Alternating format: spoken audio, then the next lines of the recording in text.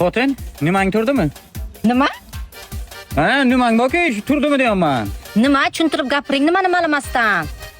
Bu yerda yotibdi-ku nimang. Ana shu turdimi deyapman, ana. O'g'limmi? Ha, ana shu turdimi deyapman. Siz hayli uyda yotibdi.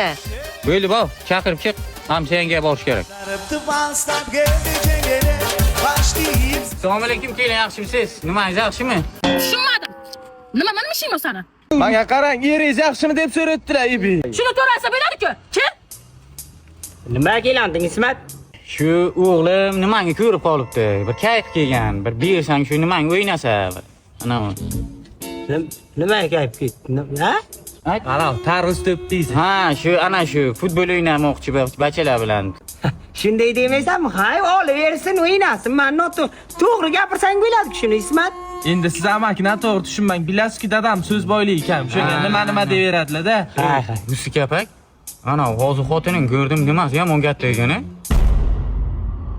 Tushunmadim. Nima deysan sen, Ismat? Sen og'zingga qarab gapir. Menga qarang, darrov xotiningiz dadam urdi, qo'li katta ekan dedilar. Ha, shuni to'g'ri aytsang bo'lmaymi? Mayli, sog' bo'ling, davay. Nima? Xotining ayt. Nimasini yopib qo'ysin. Uydan qaytan hammasi qarab o'tyapti. Nimani?